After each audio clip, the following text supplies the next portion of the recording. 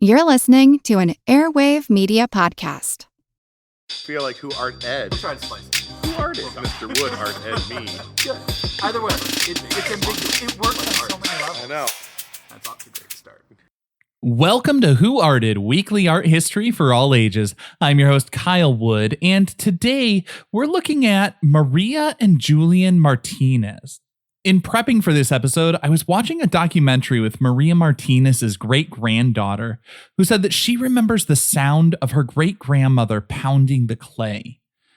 She says clay was in her veins, and she would sing as she worked the clay.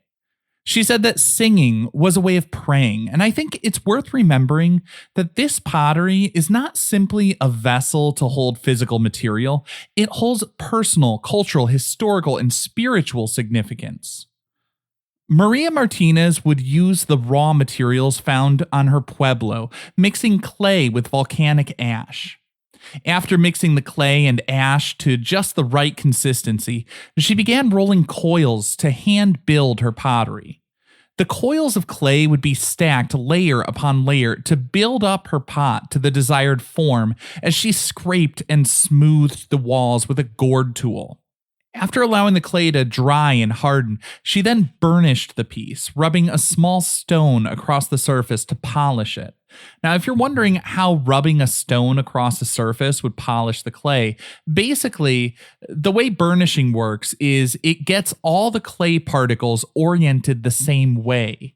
And since they reflect the light the same direction, the surface becomes glossy. It tends to work better on pieces that are fired at a lower temperature for some reason. If you want to learn more about clay, how it's harvested, how it's created, I did an Art Smart episode where I actually talked to somebody from Amico Clay all about that. I'll link that in the show notes for those who are curious about clay and how that works. Now, Maria Martinez belonged to the Tewa-speaking Pueblo people, known for their rich artistic heritage. Pottery-making was deeply rooted in Puebloan culture, serving as a means of artistic expression and a reflection of their close connection with the natural world. Maria grew up watching her family members create pottery, learning the traditional techniques. Of course, we seldom talk about those who simply carry on a tradition. Maria Martinez and her husband Julian revolutionized pottery production and shared their methods with their community, which not only helped increase the popularity of pottery as an art form, which had been waning in the late 19th and early 20th century, their work helped boost the local economy. Their method involved painting matte black clay over the polished black surface.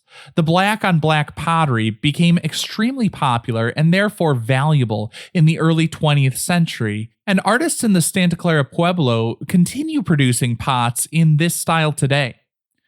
Making ceramics in the Pueblo was considered a communal activity. Different steps in the process were often shared.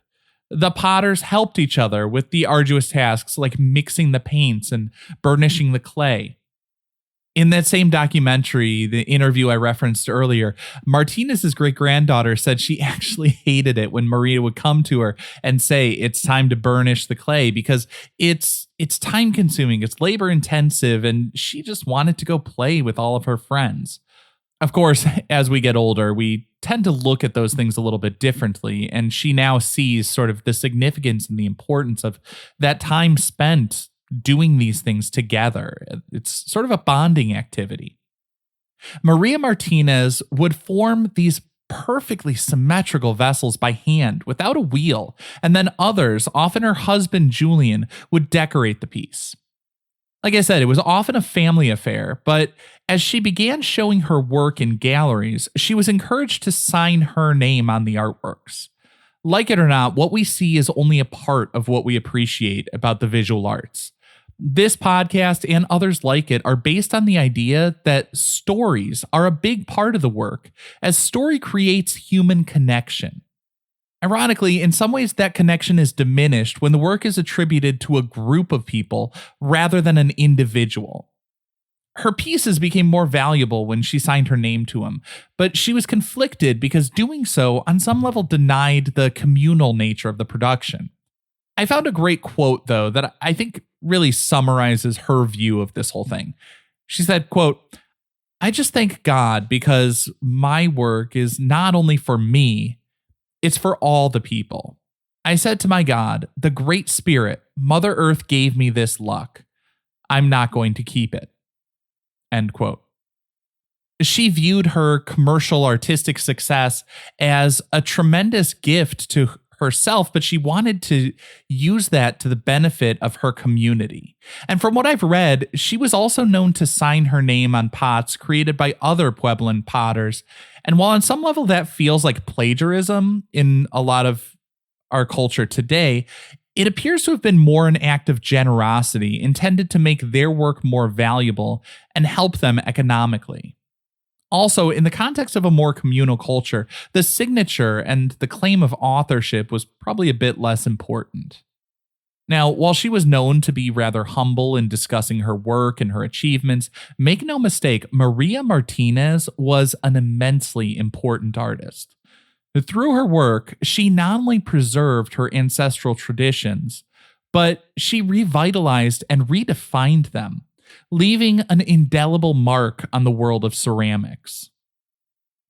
Martinez's black on black ceramic vessel from 1939, it's one of the artworks considered required learning for American AP art history courses. This piece, now considered a masterpiece, showcases her mastery of form, design, and firing techniques. The vessel's elegant shape, its perfectly proportioned curves, smooth surface, all of that demonstrates Maria's impeccable craftsmanship. As I said, she did all of this hand building without a wheel. But it's the black on black designs that elevate it. Aside from the fact that black goes with everything and the monochromatic color scheme gives it a simple elegance and sophistication that's timeless, the design feels somewhat universal in the sense that everyone has an entry point to appreciate the work. But when you start to dig into the piece, you'll find it's a deeper reflection of a pride in her cultural heritage. In the 1910s, Maria and Julian Martinez worked at an archaeological dig site led by Edgar Lee Hewitt. Now, Hewitt was the director of the School of American Archaeology in Santa Fe, which funded the expedition on the Pottery-making Pueblo in New Mexico. It was a prehistoric ancestral Pueblo site, which would later become Bandelier National Monument. Julian helped the archaeologists dig while Maria helped around the campsite. As they excavated the ancestral Pueblo site from the 12th to 17th centuries, Julian made drawings and paintings of the designs he saw on walls and pottery shards.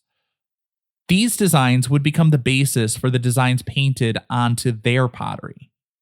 And Hewitt recognized their talent and he encouraged them. During that time, he supplied materials like paints, and then he began purchasing their works for his own collection and for the Museum of New Mexico, Santa Fe, which he founded in 1909. In the arts, a lot of times there is that complaint that, people find success solely through networking. And while it certainly helps to have a museum founder as a patron, the Martinezes were definitely putting in the work. They experimented with different techniques and discovered that they could blacken their pottery in the firing process by smothering the fire with powdered cow and horse manure. I really wish I could find the notes on exactly how that discovery was made. I mean, I've never stood around watching a fire and thought, I wonder what would happen if I tossed some poop on there. But I guess it's that lack of vision that's held me back while others have become great. Regardless of what inspired them to conduct experiments with excrement, it proved successful in some ways. It removed the oxygen but retained the heat and resulted in blackened pottery. Smothering the fire trapped the smoke, which became embedded within the clay. While Maria had burnished the piece to a high polish, the designs Julian painted using slip, a mixture of clay and water, would produce a matte finish. The downside was that these pots would not be as hard and not entirely watertight. The upside was that people pay a lot more for pottery that looks nice than they do for pottery that's functional. As decorative pots, they were perfectly suited to the modern aesthetic with abstract patterns that seemed to fit in with the Art Deco aesthetic popular at the time. The Martinez's designs had some superficial similarities to the Art Deco style, the patterning and elegance of black on black, for example, but Deco was a bit more mechanical, embracing the industrial age, while Maria and Julian took their inspiration from tradition and designs based on natural phenomena like rain clouds, flowing rivers, and bird feathers. The ancient Puebloan people had no written language, so a lot of it is understood by looking at symbols, decorations on pottery shards, and tracking changes in those lines and shapes over time. Martinez's commitment to passing on her knowledge and skill to younger generations ensured the preservation and continuation of the Puebloan pottery tradition. Her work continued the tradition, but more importantly, it brought it out into a new context, helping Puebloan and non-Puebloan people understand and appreciate the art and the culture it represents. This concludes this week's episode of Who Arted, part of the Airwave Media Podcast Network. If you found this tolerable, please leave a rating or review on your favorite podcast app. You can find images of the work being discussed this week and every week on social media at Who Arted Podcast on Twitter, Instagram, and TikTok, and of course on the website whoartedpodcast.com. Podcast done.